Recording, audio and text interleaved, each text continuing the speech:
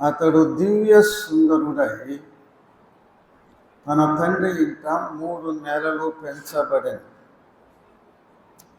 తరువాత అతడు బయట పారవేయబడినప్పుడు ఫరో కుమార్తె అతనిని తీసుకుని తన కుమారుడిగా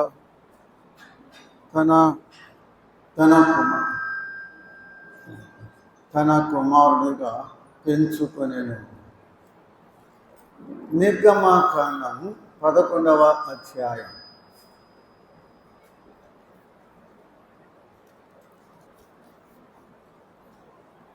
వచనం 3, 11:3. నిర్గమ 11:3. యెహోవా ప్రజల ఎడల ఐగుప్తీయులకు కటాక్షము కలుగజేశాను. అదిగాక ఐగుప్తు దేశములో మోషే అను మనుష్యుడు ఫరో సేవకుల దృష్టికిని ప్రజల దృష్టికిని మిక్కిలి గొప్పవాడాయను. మోషే అనే మనుష్యుడు మిక్కిలి గొప్పవాడాయను. ద్వితీయోపదేశ కాండం 34వ అధ్యాయం. 34వ అధ్యాయము వచనం 12. వాటి విషయములోను ఆ బాహుబలమంతటి విషయములోను మోషే ఇశ్రాయేలు జనులందరి కన్నుల ఎదుట కలుగజేసిన మహాభయంకర కార్యముల విషయములోను యెహోవాను ముఖాముఖిగా ఎదిగిన మోషే వంటి ఇంకొక ప్రవక్త ఇశ్రాయేలీలలో ఇది వరకు పుట్టలేదు. మోషే వంటి ఇంకొక ప్రవక్త ఇశ్రాయేలీలలో ఇది వరకు పుట్టలేదు. చదవబడిన లేఖన భాగమును దేవుడు తన ఆత్మ ద్వారా దీవించున్నట్లుగా ప్రార్థన చేసుకున్నామని. ప్రార్థన. పూజనీయుడు అయిన మా తండ్రి, మా ఆరాధన దైవమా, మా ప్రభు అయిన యేసు క్రీస్తు యొక్క తండ్రి అయిన దేవ, నీ పాదములకు స్తోత్రములు చెల్లిస్తున్నా. మా జీవితంలో మీరు మాకు అనుగ్రహించిన మా ప్రభువు దినమును బట్టి స్తుతిస్తున్నా. ఈ మా ప్రభువు దినమున సంఘంగా మీ పాద సన్నిధికి చేరి వచ్చే భాగ్యం మాకు దయచేసినందులకై స్తుతులు చెల్లిస్తున్నా. ఆరాధన అంతటిలో మీ కుమారుడైన క్రీస్తు ప్రభువును హెచ్చించినందులకై స్తుతులు చెల్లిస్తున్నా. ఆ ప్రియుని, ఆయన శిలువ శ్రమలను, ఆయన మరణ పునరుత్థానము, ఆ రక్షకుని యొక్క ఔన్నత్యము, ఆయన త్యాగమును తలపోసుకొని ఆత్మతో సత్యముతో మిమ్మల్ని ఆరాధించే భాగ్యము, క్రీస్తు ప్రభువును జ్ఞాపకం చేసుకునే భాగ్యం, ప్రభువు బలలో పాలు పొందే భాగ్యం, మా కానుకలు సమర్పించే భాగ్యం మాకు దయచేసిన తండ్రి, నీకు స్తోత్రములు చెల్లిస్తున్నా. మీ వాక్యమును చదువుకొని ఉన్నాము. మీ వాక్యము ద్వారా, మీ ఆత్మ ద్వారా మాతో మాట్లాడండి. మమ్మల్ని దిద్దండి, మమ్మల్ని సరిచేయండి. అన్నిటిలో మీ ప్రియకుమారుడైన క్రీస్తు ప్రభువుని హెచ్చించమని మహిమ, ఘనత, ప్రభావములు మీకే చెల్లిస్తూ మా ప్రభువును, మా రక్షకుడైన యేసుక్రీస్తు నామమున స్తోత్రములు చెల్లించి ప్రార్థన చేయుచున్నాము తండ్రి. ఆమేన్. దేవునికి స్తోత్రం చెల్లిస్తున్నాము. దేవుని యొక్క మహాకృపను బట్టి ఈ నూతన మందిరములో మొదటి ప్రభు దినమున మీ అందరితో కలిసి మన తండ్రిని ఆరాధించి మన ప్రభువును జ్ఞాపకం చేసుకోవటానికి ప్రభువు నాకు నిచ్చిన ఆయన కృపను బట్టి మొదటిగా మన తండ్రి అయిన దేవునికి వందనములు స్తోత్రములు చెల్లిస్తున్నాను. ప్రేమతో ఆహ్వానించి అవకాశం ఇచ్చిన స్థానిక సంఘ ప్రియులకు, పెద్దలకు, చేరి వచ్చిన పరిశుద్ధులందరికీ మన ప్రభువును మన రక్షకుడైన యేసుక్రీస్తు నామమున మరి ఒకసారి నా హృదయపూర్వకమైన వందనాలు తెలియచేసుకున్నాను.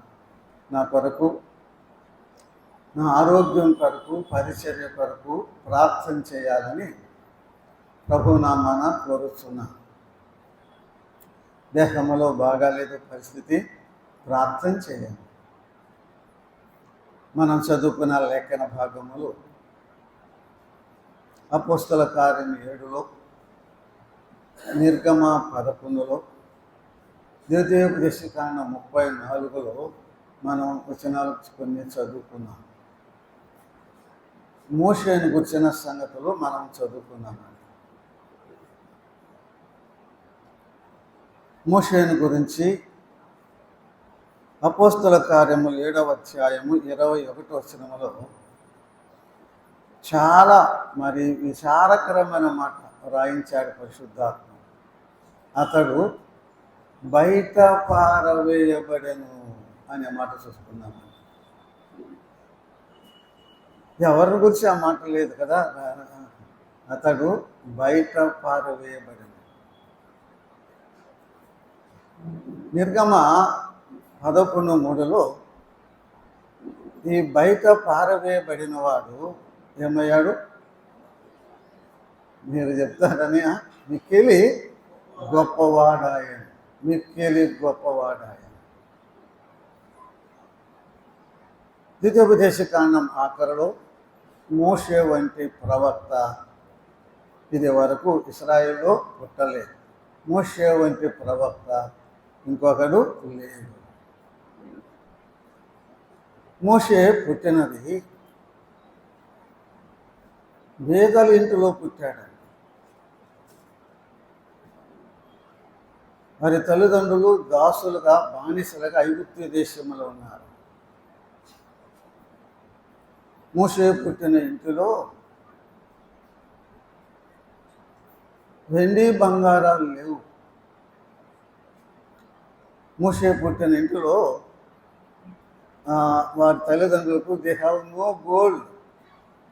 ఏం లేదండి, గోల్డ్ లేదు, బట్ దే హ్యావ్ గాడ్.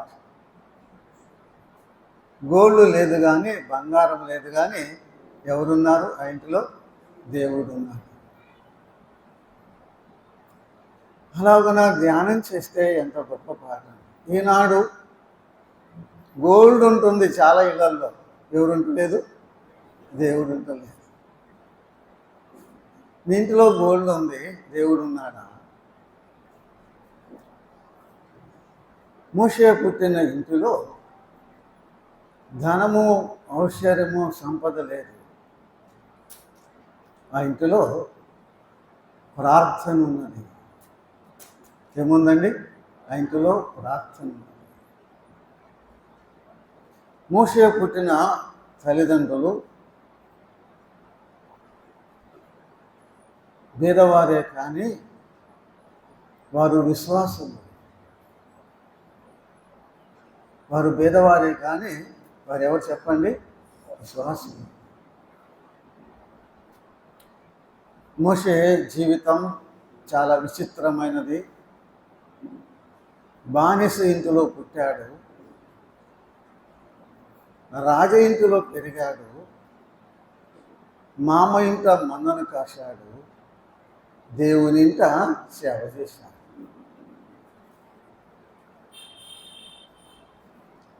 నూట 120 సంవత్సరములు జీవించాడు. ఆయన కంటి చూపు తగ్గలేదు, కాలు సత్తుగా కూడా తగ్గలేదు. ఎత్తైన నెబో శిఖరమునకు ఎక్కి రమ్మన్నాడు దేవుడు. 120 సంవత్సరాల వయసులో ఎత్తైన కొండకెక్కాడు.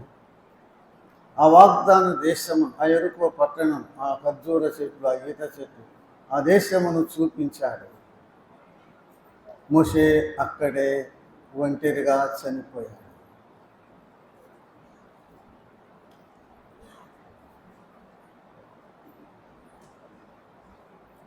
మోషేను ఎవరు సమాధి చేశారు? దేవుడే.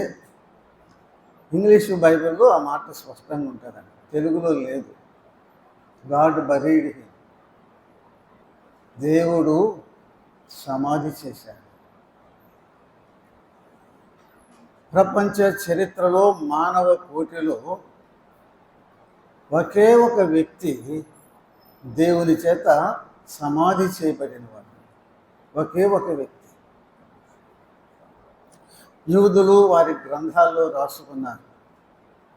మోషే చనిపోయినప్పుడు దేవుడు మోషేను ముద్దు పెట్టుకున్నాడు. God kissed him. దేవుడు మోషేను ముద్దు పెట్టుకున్నాడు. మోషే బయట పారవేయబడెను. ఆ చరిత్ర మనకు తెలుసు. ఫరో రాజు శాసనం చేశాడు, ఐగుప్తు రాజు. హెబ్రీ స్త్రీలు మగబిడ్డను కంటే తీసుకెళ్ళి ఎటులో పారేయాలి. మగబిడ్డ పుట్టాడు, ఎటులో పారవేసినట్టుగా ఇప్పుడు చూస్తున్నాం. బయట పారవేయబడిన వాడే ఐగుప్తు దేశం అంతటిలో మిక్కిలి గొప్పవాడయ్యాడు. ఈ బయట పారవేయబడిన ఈ వ్యక్తిని, ఈ శిశువును దేవుడు ఐగుప్తు దేశమంతటిలో మిక్కిలి గొప్పవాడుగా చేశాడు. మోషే వంటి ఇంకొక ప్రవక్త పుట్టలేదు. దేవుని ముఖాముఖిగా చూసినవాడు, దేవునితో ముఖాముఖిగా మాట్లాడినవాడు, దేవునితో 40 దినాలు దేవునితో ఉన్నవాడు, దేవుని చేతిలో నుండి ఆ 2 రాతి పలకలు పదాజ్ఞలను తీసుకున్నవాడు.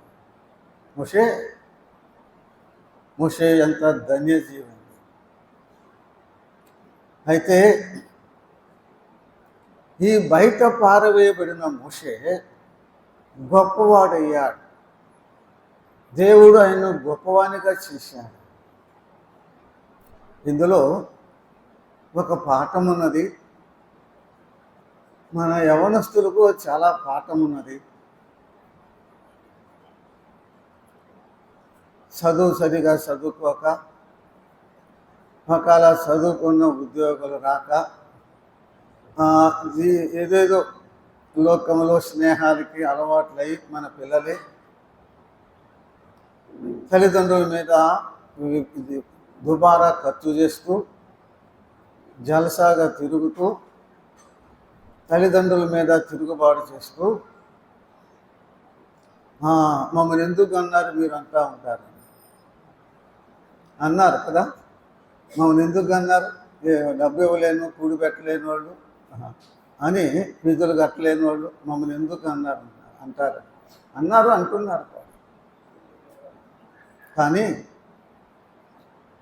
తల్లిదండ్రులు సరే, వారి యొక్క పరిస్థితిని బట్టి, వారి యొక్క దీనస్థితిని బట్టి నీకు కావాల్సినంత ఫీజులు ఇవ్వలేకపోవచ్చు.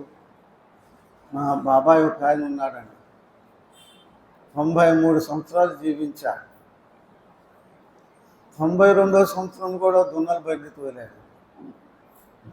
క్యాన్సర్ వచ్చి చనిపోయాడు, లేకపోతే ఎంతకాలం బతికేవాడు. నేను అడిగాను, చిన్నాన్న అంటాను నేను, ఆయన చిన్నాన్న మీ చిన్నప్పుడు మరి ఎట్లుండేది మీకు అని అడిగానండి. మీ చిన్నప్పుడు అంటే 1930 ఆ ప్రాంతంలో అన్నమాట. 1930 ఆ ప్రాంతంలో. అన్నాడు, మాకు బోగలేదయ్యా అన్నాడు. ఆయన ఏమన్నాడు, మాకు బోగలేదు. మన తాతలందరూ అంతే, మన తాతలంతా ఏం లేదు చెప్పండి, పోలేని వాళ్ళే, మర్చిపోవద్దు. మమ్మల్ని ఎందుకు అన్నావు అని అంటున్నారులే. అదేమో కానీ సరే అన్నారులే, కానీ మోషేని గురించి ఆలోచించే. మోషే ఏమయ్యాడు? బయట పారవేయబడిన వాడు ఏమయ్యాడు? గొప్పవాడయ్యాడు. ఈ దీన కుటుంబంలోన, ఈ భేద కుటుంబంలోన, ఈ పూరి ఇంటిలోన భేద తల్లిదండ్రులకు పుట్టావా, మొరటోళ్ళకి పుట్టావా, ఆ చదివించలేని వాళ్ళకి పుట్టావా, వారి మీద సాఫ్ట్వేర్ మాట, వారి మీద సడన్ మాట. There is still hope. నువ్వు పైకి రావటానికి చెప్పండి, ఉన్నది హోప్, నా నిరీక్షణ. There is still hope. ఏ స్థితిలో ఉన్నా, ఎంత దీన స్థితిలో ఉన్నా, ఎంత తక్కువ స్థితిలో ఉన్నా పైకి రావటానికి ఏముంది చెప్పండి? మోషే జీవిత చరిత్ర చదువుతుంటే పైకి రావటానికి ఏముంది? అవకాశం ఉంది. There is still hope. మోషే గొప్పవాడయ్యాడు. మోషేను దేవుడు గొప్పవానిగా చేశాడు. నిన్ను కూడా యేసయ్య గొప్పవాడిగా చేస్తాడు, గొప్పదానిగా చేస్తాడు. ఇందుకు నేను చెప్పాలనుకున్నది ఏంటంటే, మోషే గొప్పతనము ఇందులో ఉన్నది. ఏమండి? మోషే గొప్పతనం ఇందులో ఉన్నది. అలాగని మనం ధ్యానం చేసుకున్నప్పుడు మోషే గొప్పతనం ఇందులో ఉన్నదా? అలాగనే నేను కూడా ఉంటే ప్రభు నన్ను కూడా ఏం చేస్తాడు? అందరికంటే గొప్పవాడిగా చెగిపోయినా నిన్ను కూడా ఏం చేస్తాడు? నిన్ను కూడా దీవిస్తాడు, పైకి తీసుకొస్తాడు. త్వరగా చదువుకుందాం. చూడండి మోషే గొప్పతనం. ఢిల్లీలో అడిగింది సంసోన్ ఏమని? మరి ఏందా ఎవరు చెప్పట్లేదు? నీ బలం ఇందులో ఉందని అడిగింది కదా. నీ బలం ఇందులో ఉందని ఢిల్లీలో సంసోన్ అడిగింది. ఇప్పుడు మనం ఢిల్లీలో సంసోన్ సంగతి కాదు, మనోడు మోషేని అడుగు, నీ బలం ఇందులో ఉందా, నీ గొప్పతనం ఇందులో ఉంది, నీ గొప్పతనం ఎందులో ఉందని అడుగు. హెబ్రీయులకు రాసిన పత్రిక 11వ అధ్యాయము వచనము 24, 25, 26 వచనాలు కలిసి ఉన్నాయి, చదువుకుందామండి. మోషే పెద్దవాడైనప్పుడు విశ్వాసమును బట్టి ఐగుప్తు ధనము కంటే క్రీస్తు విషయమైన నింద గొప్ప భాగ్యమని ఎంచుకొని అల్పకాలము పాపభోగము అనుభవించుట కంటే దేవుని ప్రజలతో శ్రమ అనుభవించుట మేలని యోచించి ఫరో కుమార్తె యొక్క కుమారుడును అనిపించుకోవటానికి ఒప్పుకోలేదు. ఎలాగనగా అతడు కలుగుబోవు బహుమానమందు దృష్టి ఉంచెను. మరలా చదువుతున్నాను. మోషే పెద్దవాడైనప్పుడు ఆ తర్వాత మాట ఏంటండి? ఆ మాట పట్టుకో. దేన్ని బట్టి? విశ్వాసమును బట్టి. ఈ బయట పారవేయబడిన వాడు గొప్పవాడయ్యాడు. దేన్ని బట్టి చెప్పండి? దేన్ని బట్టి? విశ్వాసమును బట్టి. విశ్వాసం ఎవరి యందు? తర్వాత మాట ఉంది అక్కడే. విశ్వాసమును బట్టి క్రీస్తుని లేదయా ఉంది కదా. ఇంక దేనికి నీవు దాంట్లో ఇంక అనుమానం? విశ్వాసం ఎవరి యందు? క్రీస్తు ప్రభువు. నువ్వు అంటేమేమో అప్పుడు యేసు ప్రభువారు లేడు కదా అని. ఆయన ఎప్పుడు లేడు? అన్ని కాలాల్లో ఉన్నాడు. ఆది అంతము లేనివాడు. ఆయన జగత్ పునాదికి ముందే ఉన్నవాడు. ఆయన అన్నిటికంటే ముందుగా ఉన్నవాడు. మండుతున్న ఎండ వేళలో అబ్రహాము వాకిట కూర్చున్నాడు కదండి. గుడారపు వాకిట ముగ్గురు వచ్చారు. ఆ ముగ్గురులో ఒక ఆయన ఎదుట సాగిలు పడ్డాడు, ప్రభువా నీ దాసుని దాటిపో. ఆ ముగ్గురులో ఒక ఆయన ఎవరు? యేసుక్రీస్తు ప్రభు. యోహాను సువార్త 8వ అధ్యాయంలో యూదులతో సంవాదం చేస్తూ, మీ తండ్రి అయిన అబ్రహాము నా దినము చూడాలని ఆశించి దాన్ని చూసి ఎంతో సంతోషించాడని చెప్తే యూదులు ఏమన్నారు? నీకు ఇంకా 50 ఏళ్ళు కూడా లేవే, నీవు మా తండ్రి అబ్రహామును చూసావా అంటున్నారు. ప్రభు ఏమన్నాడు? మీ తండ్రి నన్ను చూడాలని ఆశించి చూశాడంటే వారేమన్నా మా తండ్రి నువ్వు చూసావా, నీకు 50 ఏళ్ళు కూడా లేవే. ఏమన్నాడు ప్రభు? నేను అబ్రహాము పుట్టక మునిపే నేను ఉన్నా. మండుచున్న పొదలో మోషేతో మాట్లాడింది క్రీస్తు ప్రభువే. యెహోషువ మైదానంలో ఉన్నప్పుడు దూసిన కత్తి చేత పట్టుకున్న సైన్యాధిపతి యేసు క్రీస్తు ప్రభువే. సంసోను తల్లికి, సంసోను తల్లిదండ్రులకు కనబడిన ప్రత్యక్షమైన ఆ దేవదూత యేసు క్రీస్తు ప్రభువే. ఆయన శాశ్వత కాలం మొదలుకొని శాశ్వత కాలం వరకు ఆయన ప్రత్యక్షమవుతూ వచ్చాడు. మరియమ్మ తల్లి గర్భములో నుండి శరీరధారికి లోకము రాకముందు కూడా ఆయా కాలాలలో ఆయా వ్యక్తులకు ఆయన కనపడుతూ ప్రత్యక్షమవుతూ మాట్లాడుతూ వచ్చిన సంగతులు బైబిల్లో చూస్తున్నాం. మోషే విశ్వాసమును బట్టి ఏమయ్యాడు చెప్పండి? గొప్పవాడయ్యాడు. విశ్వాసం ఎవరి యందు? యేసుక్రీస్తు ప్రభు అనండి. దేవుని యందు నిజమే, అది తిరుగులేనిది, కానీ ప్రత్యేకించి ఆ మాట చెప్పాలి. యేసుక్రీస్తు ప్రభువునందు. క్రీస్తు అనే మాట మనం చూస్తున్నామండి. అబ్రహామునికి వచ్చి 15:6లో ఒక విశేషమైన వాక్యం ఉంది. అతడు యెహోవాను నమ్మెను, అది అతనికి నీతిగా ఎంచబడెను. అబ్రహాము చేసిన గొప్ప పని ఏంటంటే దేవుని నమ్మటమే. మోషే చేసిన గొప్ప పని ఏంటి? యేసు ప్రభుని నమ్మటమే. మనిషి పుట్టినోడు చేసే గొప్ప పని, అసలైన పని ఏంటంటే యేసు ప్రభుని నమ్ముకోవటమే. ఒక వ్యక్తి యొక్క గొప్పతనం మొదటిగా యేసుక్రీస్తు ప్రభువును విశ్వాసం ఉంచడంలోనే అతని గొప్పతనం ప్రారంభమవుతుందండి. యోహాను సువార్త 9వ అధ్యాయంలో మీరేమి తీయక్కర్లేదు.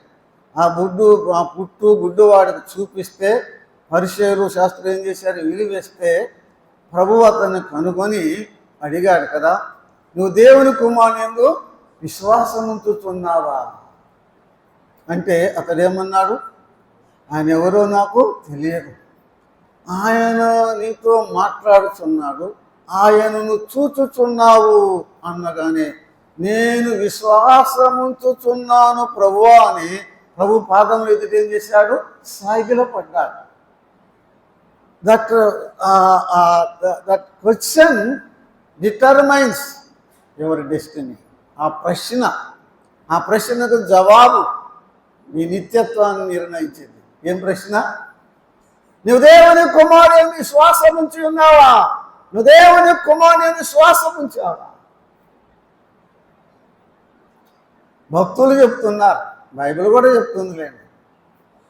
రేపు దేవుడు మానవుని అడిగేది నువ్వెన్ని పాపాలు చేశావు, ఎంత ఘోర పాపాలు చేశావు అని లెక్క అడగడంటండి. ముందు అసలు అయ్యాడంటే అడిగేది.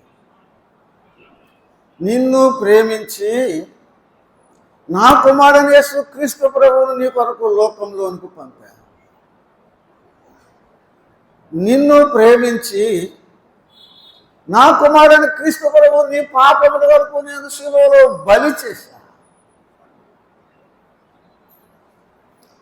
నా కుమారుడు నీ కొరకు తన ప్రాణమును పెట్టి మరణించి తిరిగి లేచాడు.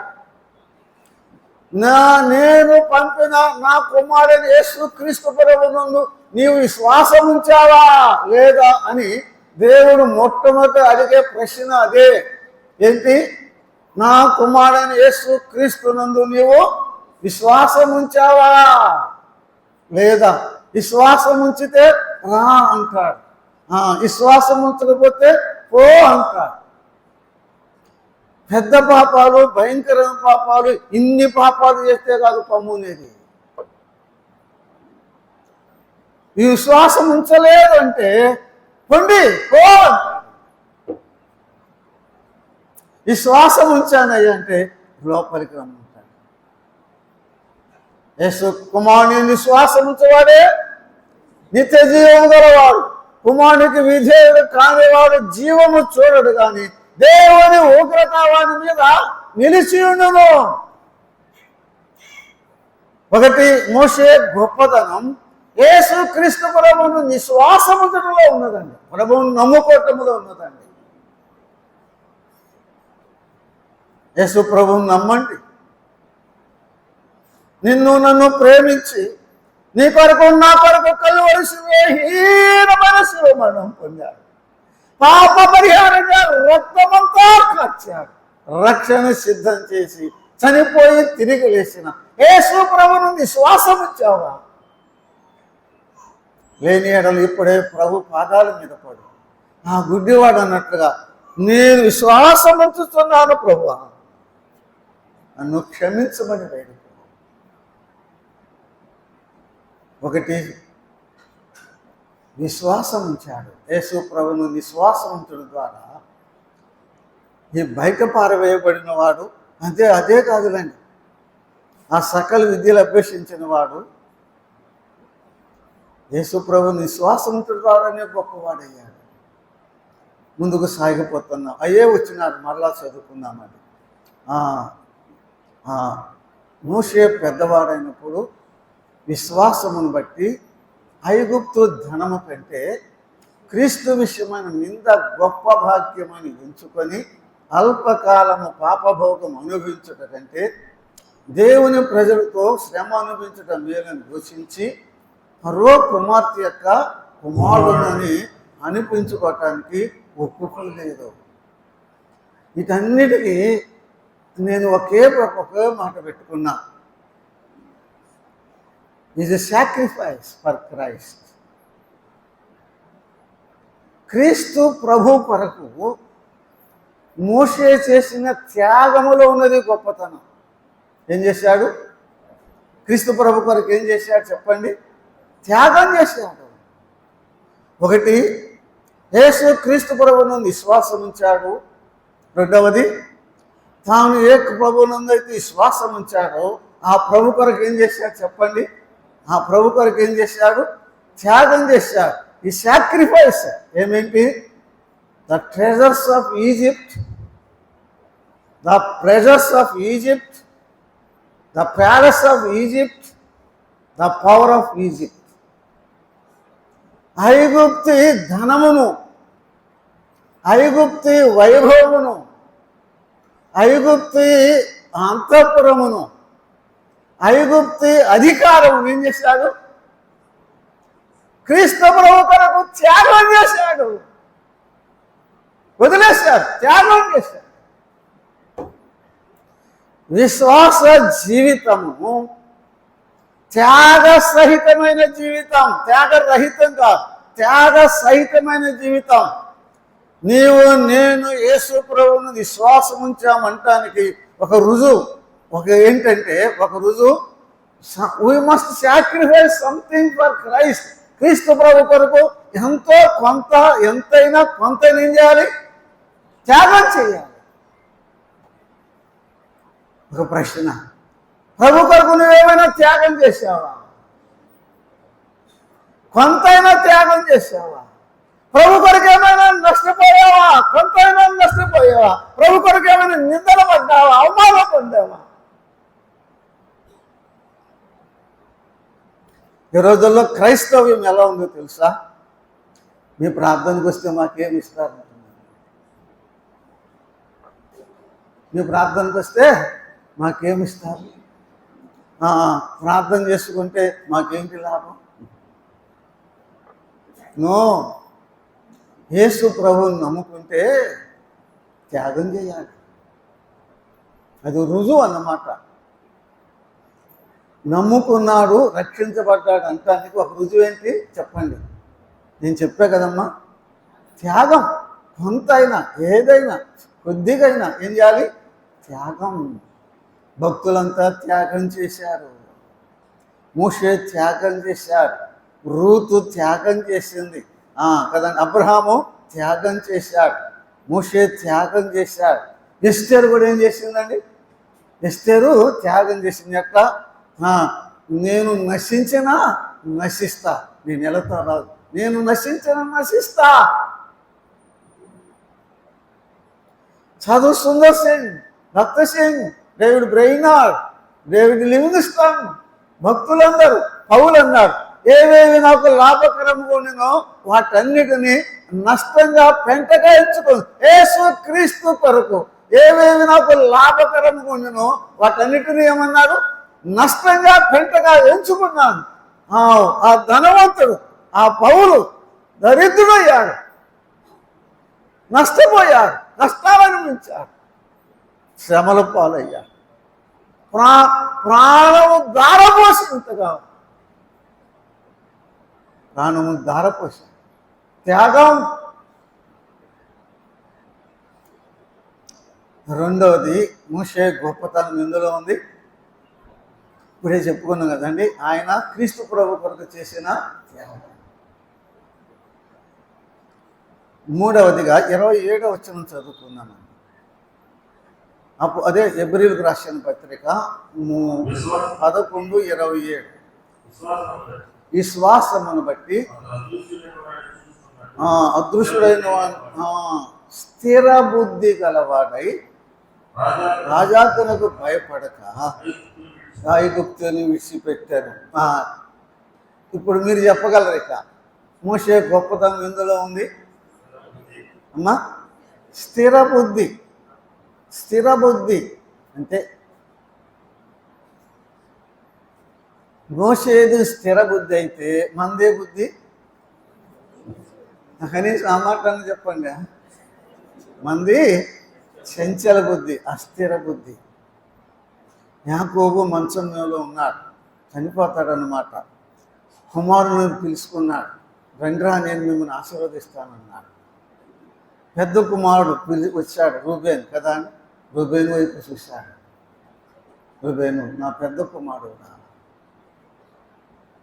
నా జ్యేష్ఠ బలం ప్రారంభం నువ్వేనా. రూబేను నువ్వు నీళ్ళవలే చంచలమైన మనసు కలవాడు. ఏముంది? నీళ్ళవలే చంచలమైన మనసు. మోషేది స్థిర బుద్ధి. యేసు ప్రభువుని నమ్ముకున్నాడు, నో టర్నింగ్ బ్యాక్. ఇక తిరగలేదండి, వెనక్కి తిరగలేదండి. రాజాతనకు భయపడక ఐగుప్తుని ఏం చేశాడు? విడిచిపెట్టాడు. He never turn back to Egypt. అసలు ఈజిప్ట్ వైపు తిరగలేదు, అసలు ఈజిప్ట్ వైపు చూడలేదండి. చాలా విచిత్రం ఏంటంటే మోషే ఐగుప్తు విడిచిపెట్టాడు, స్థిర బుద్ధి గలవాడై అదృశ్యమైన దేవుని చూస్తున్నట్టుగా ముందుకు సాగిపోయాడు. కానీ ఇశ్రాయేలు గురించి మనం ఏం చెప్తున్నామండి? వారు సారికి పూర్తి చేస్తారని ఆగాను నేను. ఐగుప్తికి పోగోరి ఏమా సారికి ఏమైంది? చేపలు లేవు, మేము ఐగుప్తికి వెళ్తాం. కీరగాయలు లేవు, మేము ఐగుప్తికి వెళ్తాం. దోసకాయలు లేవు, మేము ఐగుప్తికి వెళ్తాం. మాంసం లేదు, మేము ఐగుప్తికి వెళ్తాం. మారా దగ్గరకు వస్తే శనిగా ఏమండి? మారా నీళ్ళు ఏం నీళ్ళు? అవి చేదు కదా. అవి ఇశ్రాయేలుకే చేదుగా ఉన్నాయా, మోషే కూడా చేదుగా ఉన్నాయా? చెప్పరే. వాళ్ళకి చేదే, మోషేకు కూడా చేదే. మరి వాళ్ళు ఎందుకు చదివారు, మోషే ఎందుకు సనగలేదు? ఆలోచన చేసుకో. వారు తిన్నదే తిన్నాడు, వారు తాగిందే తాగాడు, వారు పొనుకున్న చోటే పొనుకున్నాడు, వారి మధ్య ఉన్నాడు, వారిలాగే ఉన్నాడు. ఏమీ చేయలేదు. ఇంకా వారు బానిసలు, వేద ఇంట్లో పుట్టి చాకరీ చేసుకుంటూ కూలి చేసుకుంటూ ఎండకేంటి వానకు వచ్చారు. ఈయన అంతఃపురంలో పెరిగి యువరాజుగా ఉన్నవాడు ఏం చేశాడండి? వారితో పాటు నేల మీద పండుకున్నాడు. వారితోనే వారు తిన్నదే తిన్నాడు, వారు తాగిందే తాగారు, వారిలో ఒకటిగా ఉన్నాడు. వారేమో సనిగారు, మేము వెళ్ళిపోతాం, మేము ఐగుప్తుకు వెళ్ళి. స్థిర బుద్ధి లేదు. మోషే స్థిర బుద్ధి గలవారై ముందుకు సాగిపోయాడు. పౌలు అంటాడు రాజు ఎదురు నిలబడి, నేను స్వస్థ బుద్ధి గలవాడని ఉంటాడు. ఏమంటాడు? నేను స్వస్థ బుద్ధి గలవాడని. పేతురు పత్రిక 1వ అధ్యాయం, నిబ్బరమైన బుద్ధి గలవారై ఉన్నాడని. ఏ బుద్ధి? నిబ్బరమైన బుద్ధి అన్నాడని. తప్పిపోయిన కుమారుడికి వచ్చి మనందరికీ తెలుసు ఒకటి ఏంటి, మీరు చెప్తారని అవన్నీ జ్ఞాపకం చేస్తే చెప్పేయాలి. మీరు మాది పల్లెటూరు వాళ్ళు చెప్పలేకపోతే చెప్పారు, మీరు బస్తీ వాళ్ళు టౌన్ వాళ్ళు మీరెందుకు చెప్పలేరు? చిన్న కుమారుని గురించి మనం ఏం చూస్తున్నాం? అతనికి ఏమొచ్చింది? బుద్ధి వచ్చినప్పుడు. బుద్ధి లేనప్పుడు బుద్ధి లేని పనులు చేశాడు. ఇప్పుడు ఏమొచ్చింది? బుద్ధి వచ్చింది. ఈ మధ్యాహ్న సమయమైన అడుగుతున్నా, ఇప్పటి వరకు బుద్ధి లేని పనులు చేసావా? ఇప్పుడైనా బుద్ధి తెచ్చుకో.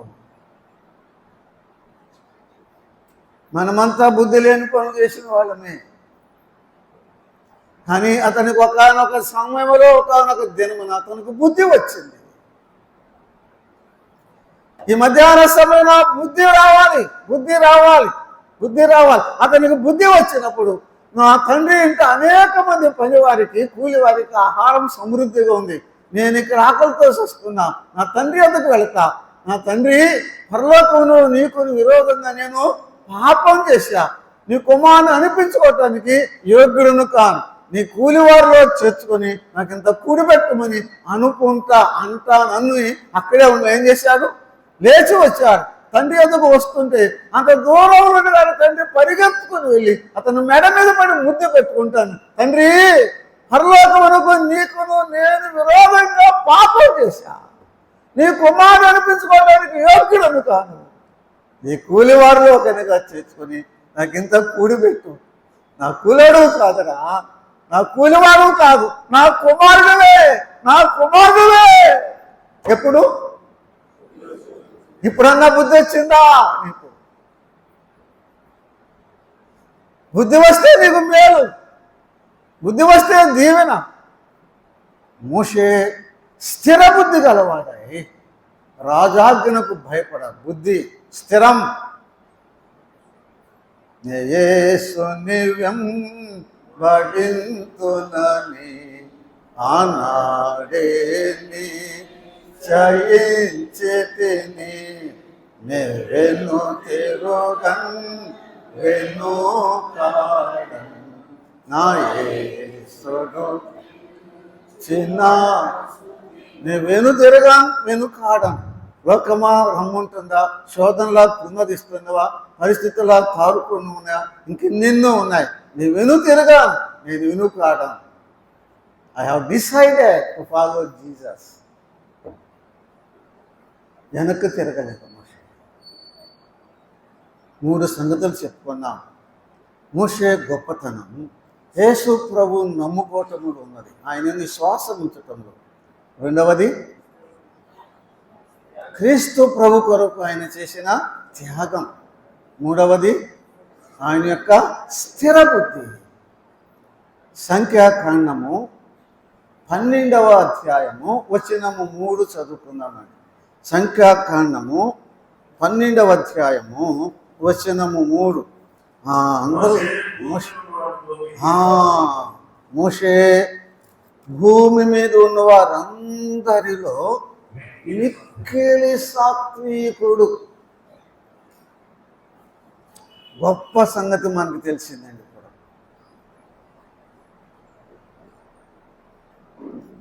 మోషే గొప్పతనము 4వది ఎందులో ఉందండి? చక్కగా ఉంది మాట. ఏంటండి? సాత్వికంలో, దుడుకుతనములో కాదు.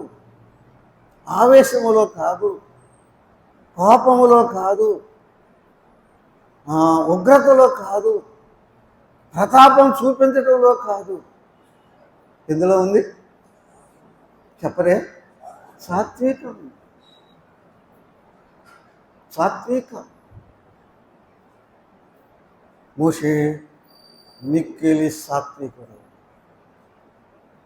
ఆ సమయము, ఆ సందర్భము చాలా విచిత్రమైనది. మోషే ఒక కూషు దేశపు స్త్రీని పెళ్లి చేసుకున్నాడు. కూషు దేశం వారంటే నీగ్రో వారు కదండి. కూషు దేశం వారు ఎట్లా ఉంటారు? నల్లగా ఉంటారండి, నల్లగా ఉంటారు. మరి ఇశ్రాయేల్ యూదులు ఎలా ఉంటారు?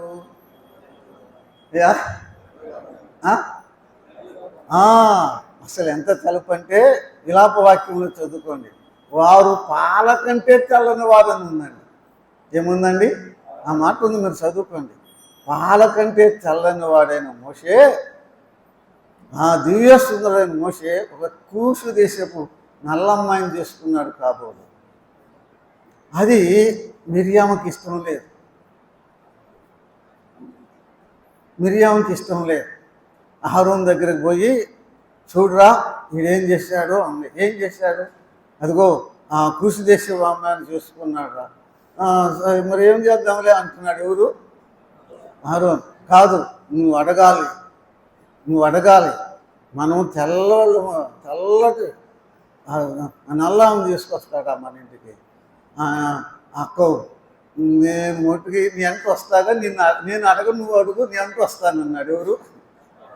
అహరోను. అట్లా చాలామంది ఉంటారు ఇక్కడ. నేను అడగను కానీ నీ వెనక వస్తా, నువ్వే అడుగు. అహరోను అడుగుతుందండి. ఎరా మోషే, ఎందుకు అమ్మాయిని చేసుకున్నావు? మాట్లాడతా. ఎందుకు మాట్లాడతావు? ఏరా మాట్లాడతావు. అసలు నువ్వు ఈరోజు స్థితిలో ఉన్నట్టు కారణం ఎవరు? అరే ఏందయ్యా, బయట పారేస్తే నేను కదా తల్లిని తీసుకెళ్ళి నీకు ఇవన్నీ చేసింది. ఏమని మర్చిపో ఏందమ్మా? అదే కదా, నేను తీసుకెళ్ళా, అమ్మని తీసుకెళ్తే పలు కుమార్తె ఇచ్చింది నీకు, లేకపోతే ఏమయ్యేవాడు? నేను నువ్వు బతికి ఇంత స్థితిలో ఉన్నామంటే కారణం ఎవరు? నేను. ఇక అన్నీ ఎత్తేస్తారు కదా. ఆమె కాదు, మనమే. అందుకే చెప్పుకుని ఆ రోజు అట్లా చేసి, ఈరోజు ఎట్లా చేసా అని నువ్వు నేను అంటూ ఉంటాం. అయినా మాట్లాడు. ఇక మోషే మీద కుమ్మరిస్తుంది. మోషే మాట్లాడలేదు. మోషే పక్షాన, మోషే తరపున దేవుడు మాట్లాడాడు. ఆశ్చర్యమండి, చదువుకోండి. మోషే మాట్లాడలా. నువ్వేంది అని ఇక ఆమె మీద తిరుగుబాటు చేయాల. మోషే మౌనం ఉన్నాడు. మోషే మాట్లాడలా. మోషే పక్షాన ఎవరు మాట్లాడారు? దేవుడు మాట్లాడాడు. మోషే అంటే ఎవరు అనుకున్నారు? మోషే భూమి మీద ఉన్న వారందరూ మిక్కిలి సాత్వికుడు. ఒక వ్యక్తి, ఒక విశ్వాస యొక్క ఒక భార్య, ఒక భర్త, ఒక కుమారుడు, ఒక కుమార్తె, ఒక సహోదరుడు, ఒక సహోదరి, ఒక సేవకుని యొక్క గొప్పతనం ఇందులో చెప్పండి. సాత్వికం, దీనత్వం. సాత్వికం, దీనత్వం. నేను సాత్వికుడను, దీన మనసు గలవాడును. నా కాడి ఎత్తుకొని నా యొద్ద నేర్చుకోండి. ఏంటి ప్రభు దగ్గర మనం నేర్చుకునేది? చెప్పాడు కదా, నేను సాత్వికుడును, దీన మనసు గలవాడును. దీనత్వములో, సాత్వికములో గొప్పతనం ఉన్నది. మాటగా మాట అంటంలో, రెచ్చిపోవటంలో, కక్ష తీర్చుకోవటంలో, ఆవేశం కనపరచటంలో గొప్పతనము లేదు. అది హీనత్వం, ఇది గొప్పతనం. అసలు మోషే పుట్టుక రీత్యా చాలా సాత్వికుడు కదయ్యా. ఎవరు చెప్పట్లేదు. సాత్వికుడు కదా పుట్టుక రీత్యా, బై బర్త్. కాదు, పుట్టుక రీత్యా ఎవరు మోషే? మిక్కిలని మాట పెట్టి చెప్పండి. అది మీరు ఎన్ని చెప్పినారు అయితే ఆ మాట చెప్పు. మిక్కిలి కోపిష్టి. మిక్కిలి కోపిస్తే అని మనకి ఎలా తెలుసు? ఆ ఐగుప్తీయుడు ఆఫీసర్ ఇశ్రాయేలుని కొట్టాడు కదా, కొడితే కొట్టువాడు చెప్తున్నా, కొడితే కొట్టు. ఈ మోసే తర్వాత రాశాడు పంటికి పన్ను కంటికి పన్ను అన్నాడు. సరే కొడితే కొట్టడం కాదు, చచ్చేదా కొట్టి చంపేశాడు. అంత కోపిష్టి అన్నమాట, అంత కోపిష్టి. కానీ దేవుడు ఏమన్నాడు చెప్పరే? మిక్కిలి సాత్వికుడు. ఎలా అయ్యాడు? మిక్కిలి కోపిష్టి మిక్కిలి సాత్వికుడయ్యాడు. ఈజిప్ట్ ఎడ్యుకేషన్, ఐగుప్తి విద్య మోషేకు మిక్కిలి సాత్వికుడిగా చేయలా. ఐగుప్తి విద్య యూనివర్సిటీ ఎడ్యుకేషన్ మోషేని ఏం చేసిందండి? మిక్కిలి చెప్పండి, మిక్కిలి కోపిష్టిగా ఒక నరహంతకుడుగా చేసింది.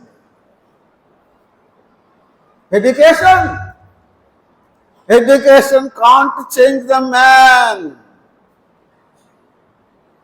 ఐగుప్తి విద్య మోషేను సాత్వికుడిగా మార్చలేకపోయింది. సాత్వికుడిగా కాదు, కోపిష్టయ్యాడు. ఐగుప్తి విద్య మోషేను ఒక నరహంతుడిగా చేసింది కదండి, ఒక నరహంతుడిగా చేసింది. కానీ మరి ఎలా మిక్కిలి సాత్వికుడు అయ్యాడు? యేసుక్రీస్తు ప్రభు ఆ మిక్కిలి కోపిష్టిని మిక్కిలి సాత్వికుడిగా చేశాడు. మిక్కిలి కోపిష్టి ఇప్పుడు ఏమయ్యాడు? మిక్కిలి సాత్వికుడు. యేసు ప్రభు అంటే ఎవరు అనుకున్నావు? ఆయన జీవితాలు మార్చేవాడు, మనుషులను మారుస్తాడు, చరిత్ర మారుస్తాడు, హృదయాలు మారుస్తాడు, స్వభావం మారుస్తాడు. నూతన హృదయం ఇస్తా, నూతన స్వభావం ఇస్తా. కాగా ఎవడైనా క్రీస్తునందునేవాడు నూతన సృష్టి, పాతవి గతించను, కొత్తవాయను. నూతన స్వభావం, నూతన హృదయం, మిక్కిలి సాత్వికం. పాపులు పరిశుద్ధులు అవుతున్నారు, పనికిమాలిన వారు పరిశుద్ధులు ప్రయోజకులు అవుతున్నారు, చెడిపోయిన వారు బాగుపడుతున్నారు, ఎన్నికలైన వారు ఎన్నికైన వారు అవుతున్నారు, ప్రాణాలు తీసిన వారు ప్రాణాలు పెట్టేవారు అవుతున్నారు. యేసుప్రభుని నమ్ముకో, ఎంతైనా చెప్పుకోవచ్చు. మిక్కిలి సాత్వికం. 7వ వచనం కూడా చదువుకుందాం. నిర్గమకాండ, సంఖ్యాకాండం 12:7 కదండి. అతడు నా ఇల్లంతటిలో నమ్మకమైన వాడు. 5వ సంగతి కదా. చెప్పండి, నీకు అర్థమైపోయింది కదా. మోషే గొప్పతనం ఇందులో ఉంది, నమ్మకత్వం.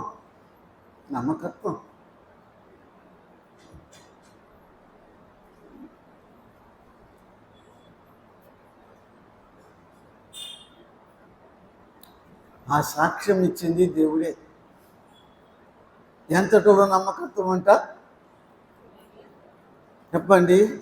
ఇల్లంతటిలో నమ్మకమైన వాడు. దేవుడిచ్చిన సాక్ష్యం.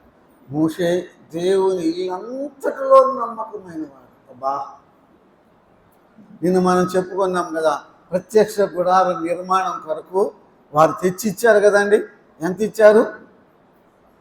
నిన్నే అబ్బో విస్తారంగా తెస్తా ఉన్నారు. వెండి బంగారాలు వస్తువులు అవి ఇవన్నీ తెస్తా ఉన్నారు. అవన్నీ ఎవరికి ఇచ్చారు అనుకున్నారు? ఎవరి దగ్గర ఉన్నాయి? ఎంత చెప్పరే? ఎవరి దగ్గర? మోషే దగ్గర. కుప్పలు బంగారం వెండి కుప్పలు. ఎన్ని కిలోలు బంగారం దాచుకుని ఉంటాడు మోషే? ఏంద్రమ్మా చెప్పరు? దేవుడు ఏమన్నాడు? ఇల్లంతటిలో నమ్మకమైన వాడు. ఒక్క చిన్నము కూడా చెప్పండి తీసుకోలేదు.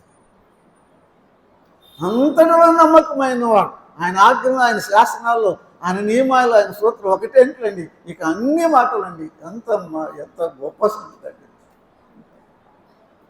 ఓ భార్య, నీ భర్త పట్ల నువ్వు నమ్మకంగా ఉన్నావా? నీ భర్త నేను నమ్ముతున్నాడా? ఓ భర్త, నీ భార్య నిన్ను నమ్ముతుందా?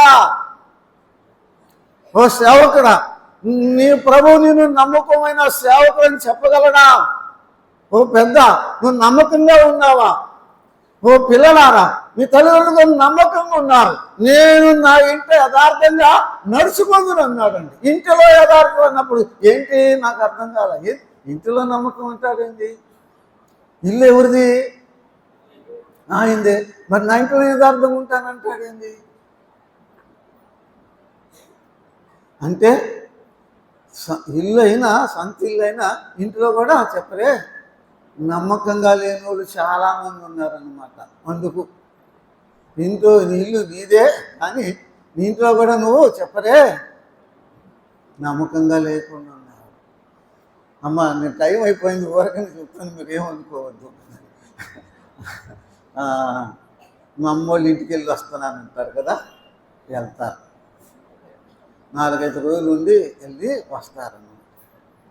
వస్తా ఏం చెప్పేది, మంచి చీర తెచ్చుకున్నారనుకో, ఎక్కడదని అడుగుతాడు కదా, ఏమని చెప్తారు?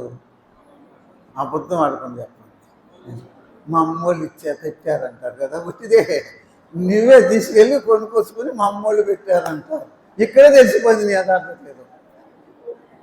నీ యథార్థత ఎందుకు? ఎక్కడ ఏముంది? నువ్వు ఇచ్చిన డబ్బులే దాచుకున్నాను, కొనుక్కున్నానంటే అది ఎంత గొప్పతనం. కానీ ఏమంటావు? చెప్పవే, మా అమ్మోళ్ళు పెట్టారు. అసలు ఇక్కడే తెలిపోయింది నీ యథార్థత. విశ్వాసి ఆలోచన చేసుకో. ఇక మనం చెప్పుకోవచ్చు, నమ్మకమైన వానికి దీవెనలు మెండుగొప్పలు. దేవుని వాక్యం ధ్యానం చేయండి. అతడు నమ్మకస్తుడు. చూడండి, నిర్గమకాండము 16వ అధ్యాయం.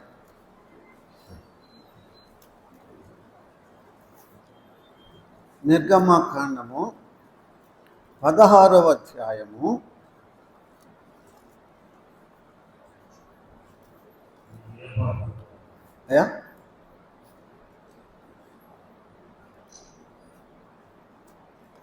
'చాలా చెప్పచ్చు,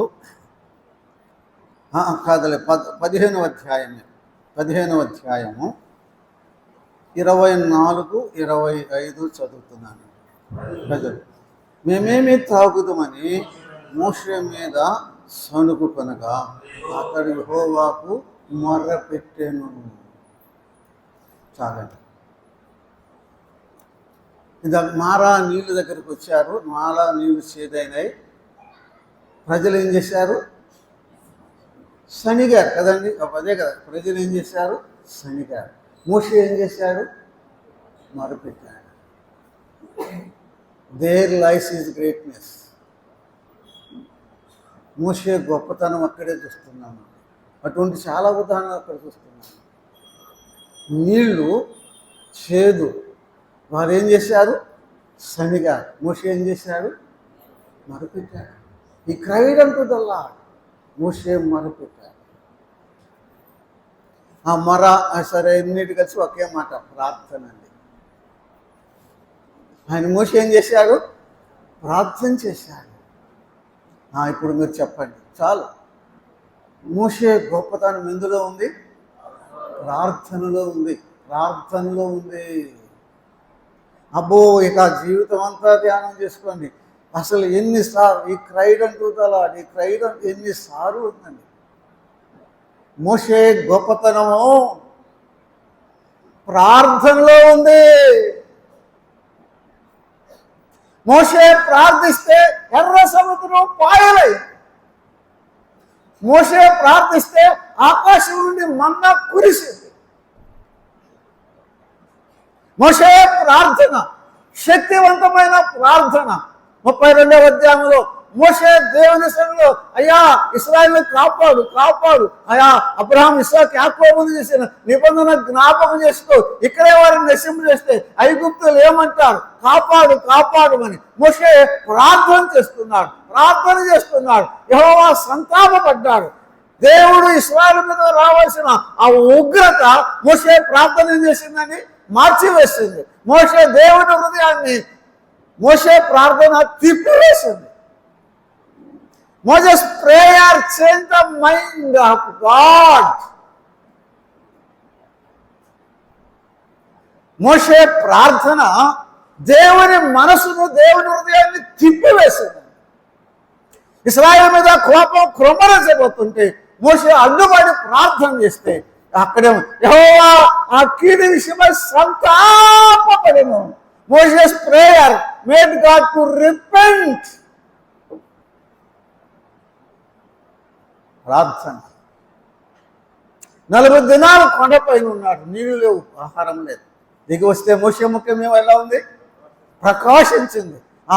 ఆయన మోషే ప్రార్థన ఆయన ముఖము తేజస్సునిచ్చింది, ప్రకాశతనిచ్చింది. మోషే గొప్పతనం not in his education, in his prayer. ప్రార్థనలో ఉంది, ప్రార్థనలో. ఒక వ్యక్తి గొప్పతనం ఎద్దులో ఉంటే చెప్పండి, ప్రార్థన. ప్రార్థన ఇక మనం ధ్యానం చేసుకోవచ్చు. ఏదైనా నేను ముందుకు సాగిపోతున్నా. నిర్గమకాండమే 32వ అధ్యాయం. నిర్గమకాండం 32వ అధ్యాయం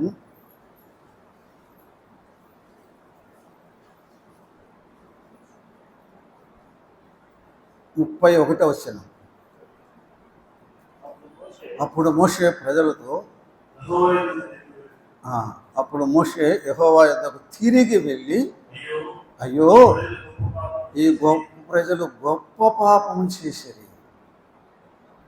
వారు బంగారు దూతను తమ కొరకు చేసుకుని, అయ్యో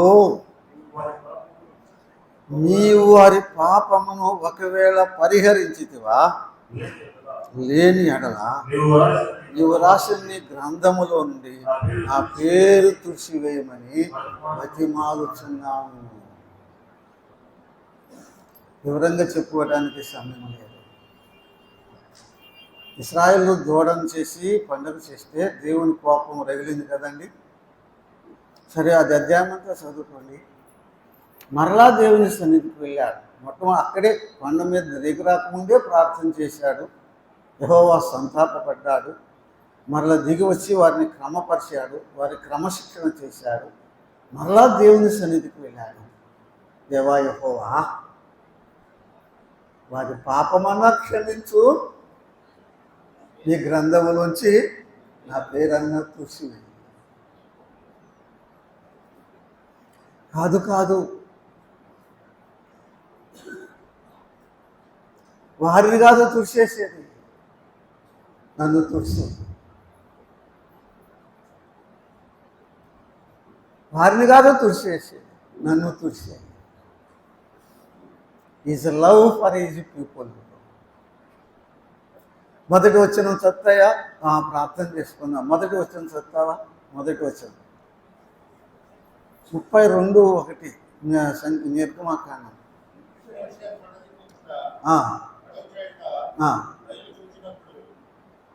చదువు.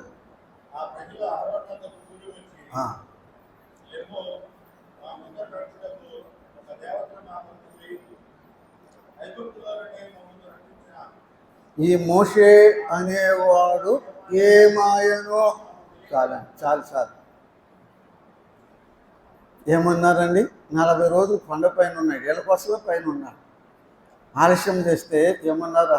ఈ మోషే అనేవాడు ఏమాయనో అంటే ఆ భాష చూడండి. మోషే మీద చాలా గౌరవంగా మాట్లాడినట్టుకుంది కదా మాటలు. చెప్పరయ్యా, చాలా గౌరవిస్తున్నారు కదా. ఎంత కృతజ్ఞత లేని ప్రజలు. అంటే వాళ్ళ దృష్టిలో మోషే చనిపోయాడు అనుకో. చనిపోతే వాస్తవంగా ఏం చేయాలి వాళ్ళు? అయ్యా మోషే, మా నాయకుడు నువ్వు చనిపోయావని మోషే కొరకు ఏం చేయాలి? విలపించాలి. వాళ్ళు రొమ్ము కొట్టుకొని విలపించాలి. మా కొరకు ఎంత త్యాగం చేసిన వాడు అని విలపించాలి. కానీ వారు ఏమన్నారు? ఈ మోషే అనేవాడు ఏమైనా కృతజ్ఞత లేని ప్రజలు, తిరుగుబాటు చేసే ప్రజలు, వారిని గురించి దేవుని సన్నిధిలో ప్రార్థన చేస్తూ వారిని కాదు తుడిచేసేది, నా పేరు తుడిచేయి, నా పేరు తుడిచేయి. కృతజ్ఞత లేని ప్రజల పట్ల మోషేకున్న ప్రేమ ఎంతో గొప్పది. నాయకులకు, సేవకులకు గొప్ప ఛాలెంజ్తో కూడిన సందేశం ప్రేమ. వారు సారికి మోషే మీద తిరుగుబాటు చేశారు, సారికి మోషే మీద సనుగుతూ వచ్చారు. ఒకసారి అయితే నువ్వు మాకు వద్దు, మనం ఒక నాయకుని ఏర్పరచుకుని వెళ్ళిపోదామన్నారు. మోషే ఏం చేశారు? వారు ఎదుట ఏం చేశారు? సాగిలపడ్డారు. ఆ మాటలు హృదయాన్ని క్రష్ చేస్తాయి, హృదయాన్ని బద్దలు చేస్తాయి. ఎందుకయ్యా? పొందే అనేది సాగిలపడ్డారు. మన ప్రజల పట్ల, ఏ ప్రజలు వారు? కృతజ్ఞత లేని ప్రజల పట్ల మోషేకున్న ప్రేమలో ఉన్నది గొప్పతనం. ప్రార్థన చేసుకున్నాం. మహిమగల మా తండ్రి, నీ పాదములకు స్తుతులు చెల్లిస్తున్నాను. బయట పారవేయబడిన వాడు మిక్కిలి గొప్పవానిగా చేశావు. యేసయ్యా, నేను నన్ను విశ్వాసం ఉంచడం ద్వారా బయట పారవేయబడిన వాడు, మిక్కిలి గొప్పవాడు. ప్రపంచ చరిత్రలో అటువంటి వాడు లేడు. ఎంతో గొప్ప దేవుడు అయ్యా యేసయ్యా. నీ అందు విశ్వాసం ఉంచిన వారిని ఎంత ఘోర పాపినైనా క్షమిస్తావు, రక్షిస్తావు.